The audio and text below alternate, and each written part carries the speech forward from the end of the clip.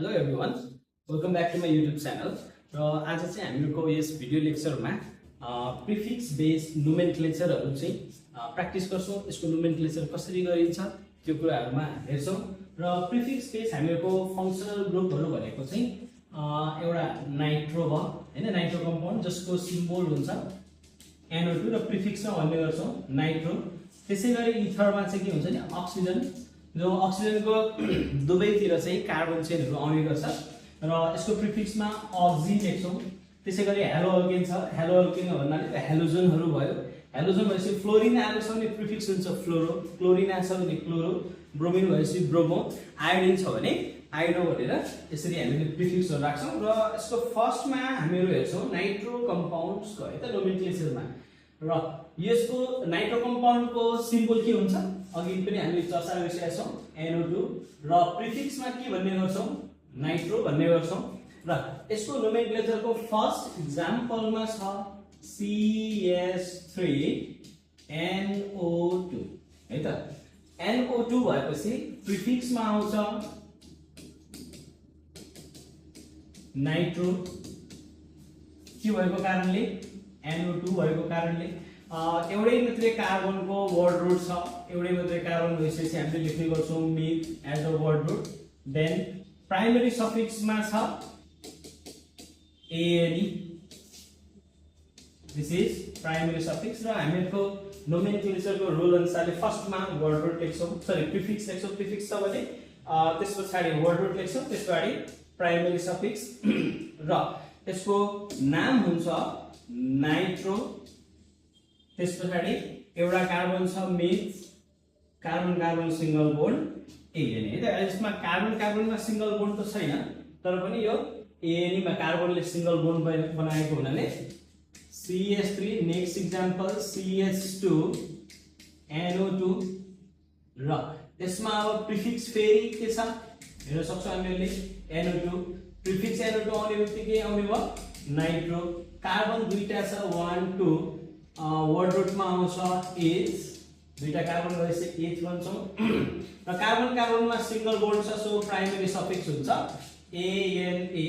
र यसमा चाहिँ हामीहरुको NO2 ग्रुप चाहिँ फर्स्ट कार्बनमा भएको हुनाले हामीले नम्बरिङ 1 नगरिकन पनि लेख्न मिल्छ। र यसको नाम हुन्छ nitro ethane, prefix plus word root plus primary सफिक्सलाई लिएर है त।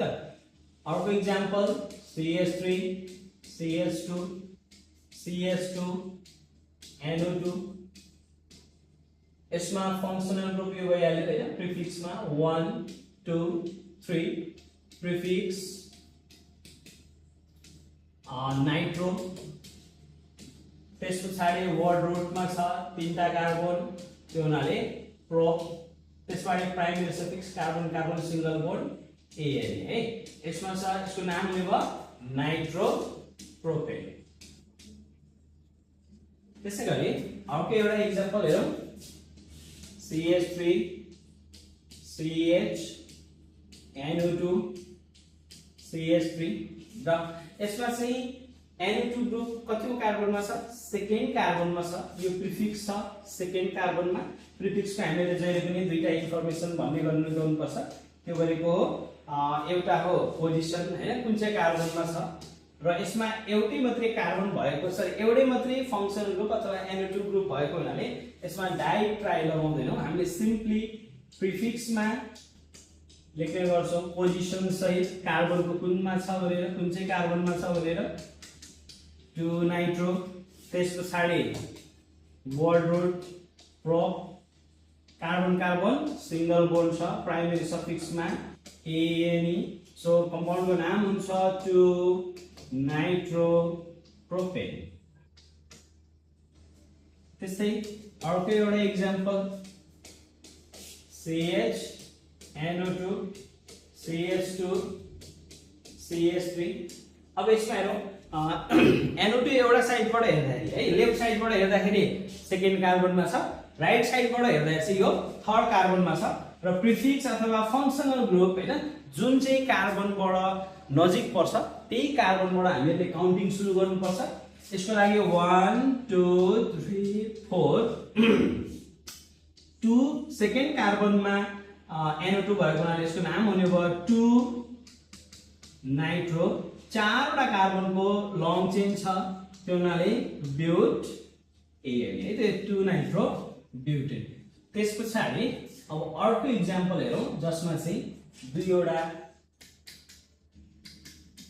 NO2 ग्रुप भयो है। 2 भन्नाले दुईटा, नाइट्रो ग्रुप भन्नाले नाइट्रो भन्नाले NO2 दुईटा NO2 भएको इक्जाम्पलहरु हेरौँ है त CH3 CH NO2 CH NO2 CH3 है।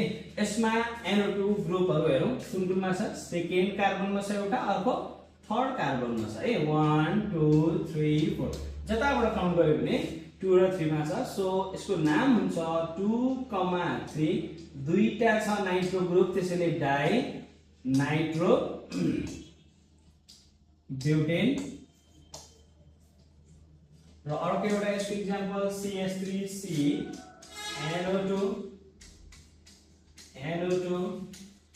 CH3 ल यसमा NO2 कुन कार्बनमा छ, दोस्रो कार्बनमा छ।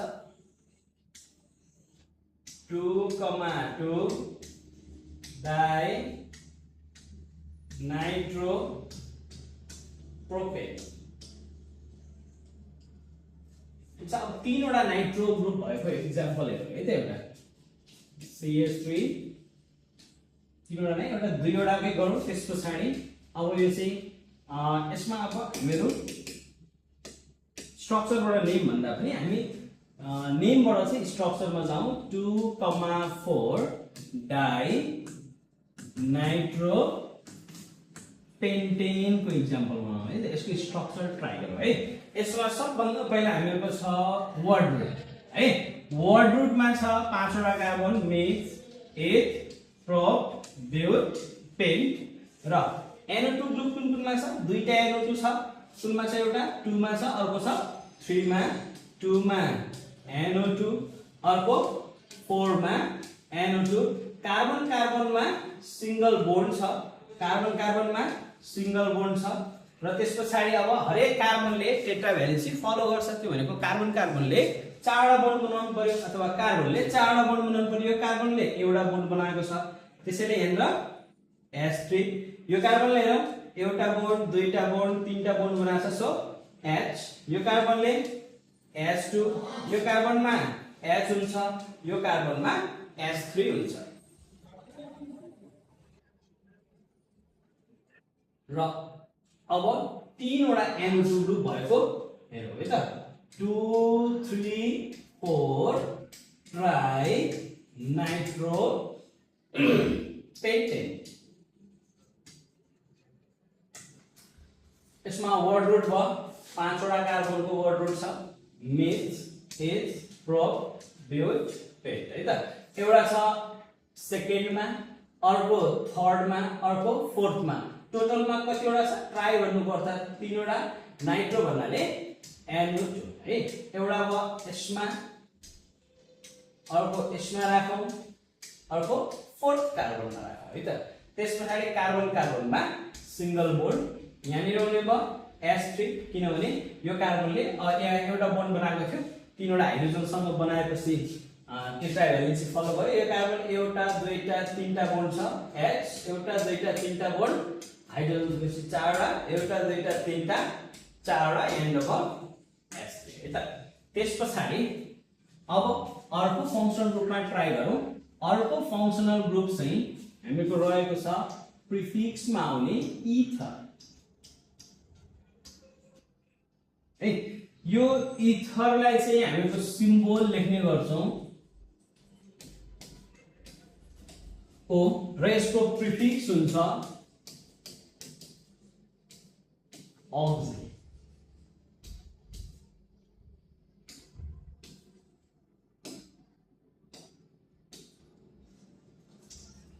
ल है त।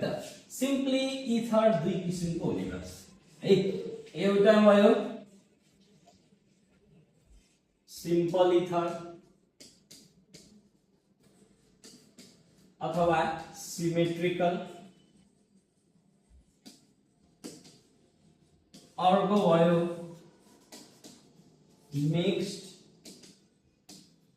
अथवा अनसिमेट्रिकल।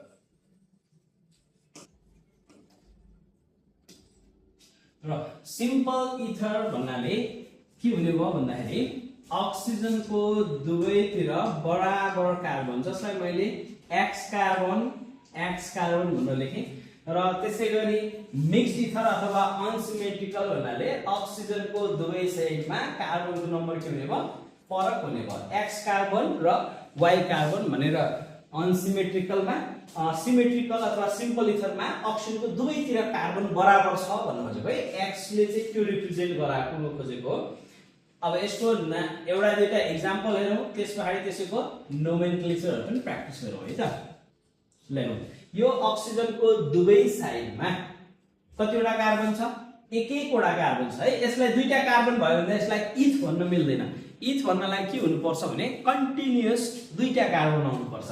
र अहिले यहाँनिर चाहिँ दुईटा कार्बनको बीचमा के आइरहेछ, अक्सिजन आइरहेछ। एउटा साइडमा पनि एउटा कार्बन एउटा साइडमा, अर्को साइडमा अर्को एउटा कार्बन छ है। त्यो हुनाले यसको नाम हुन्छ मिथ। अब यो अक्सिजन फंक्सनल ग्रुपलाई हामीले भन्ने गर्छौं अक्सी। त्यसको साइड अर्को साइडमा एउटा कार्बन छ, मिथ अक्सी मिथेन है। त्यसपछि CH3 अर्को एक्जाम्पल CH2O CH2 CH3। अब हेरौँ, यो अक्सिजनमा दुवै साइडमा हेरौँ त कतिवटा कार्बन छ, दुईटा कार्बनको कन्टिन्युअस चेन छ। कन्टिन्युअस दुईटा कार्बन भयो भने इथ भन्छौं, इथ।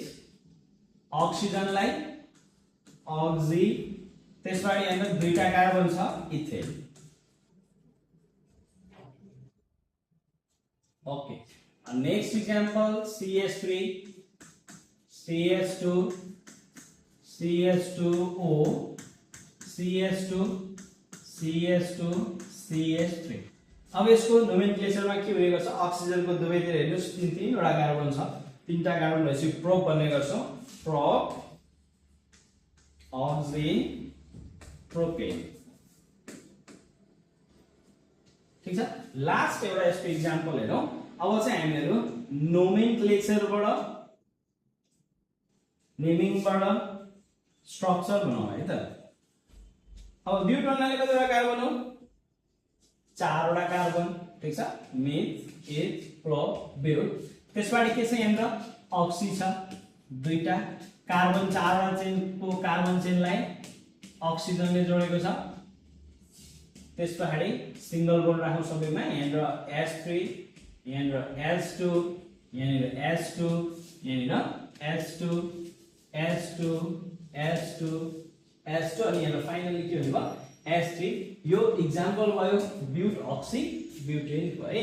त्यसपछि अब अर्को टाइप छ हामीहरुको इथरको,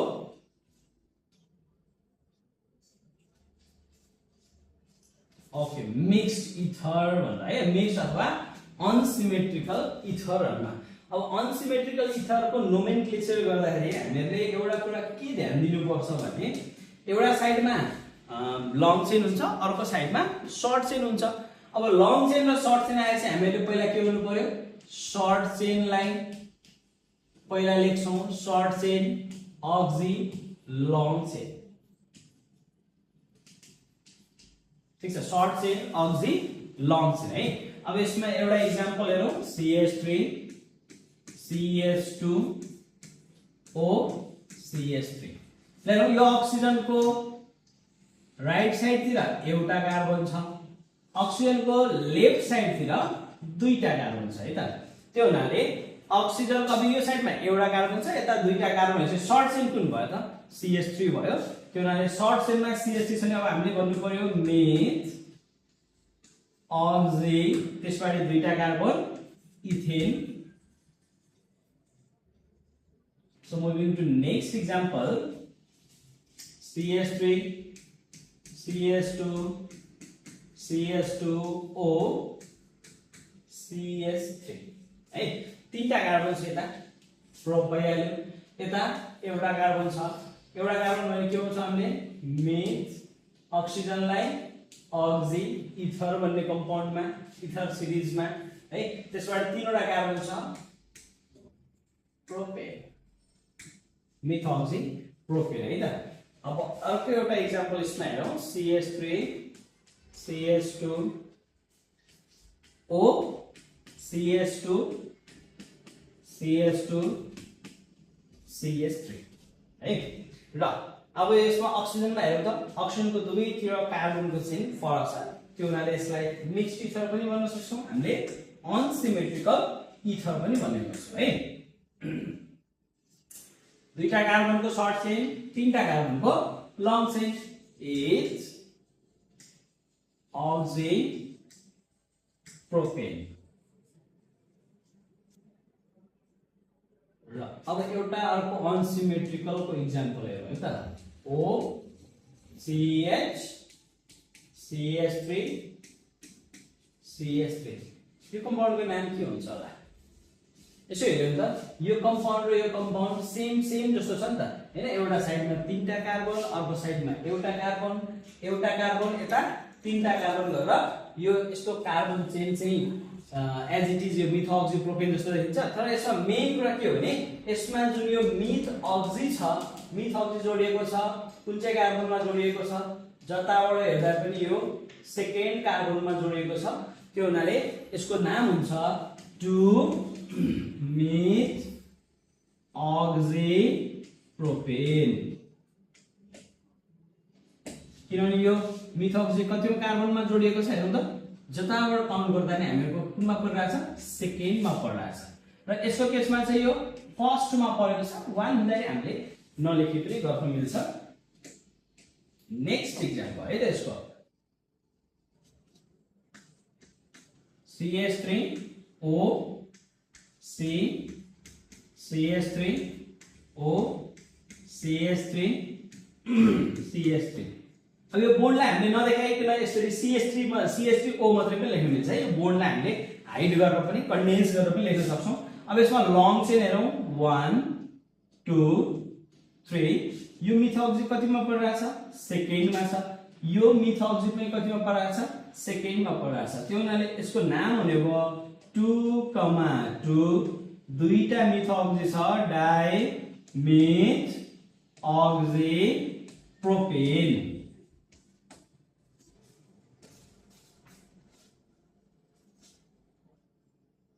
नेक्स्ट एक्जाम्पल है त CH3 CHO CH3 CHO CH3 यता भयो CH3 है त अब यसमा हेरौं मिथोक्सी एउटा यो भयो अर्को यो मिथोक्सी 1 2 3 4 सेकेन्डमा एउटा मिथोक्सी छ 2 लेख्छौं थर्डमा अर्को मिथोक्सी छ 3 लेख्छौं टोटलमा दुईटा भयो डाइ मिथोक्सी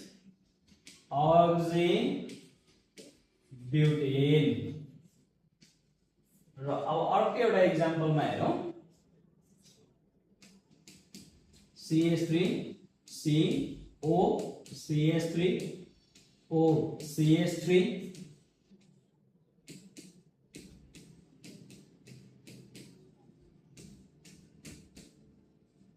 र अब यसमा एउटा रुल हेरौं है त फर्स्टमा के छ भन्दाखेरि एउटा कार्बनमा चाहिँ यो कार्बनमा जसलाई मैले पहिलो सर्कलले मार्क गर्दैछु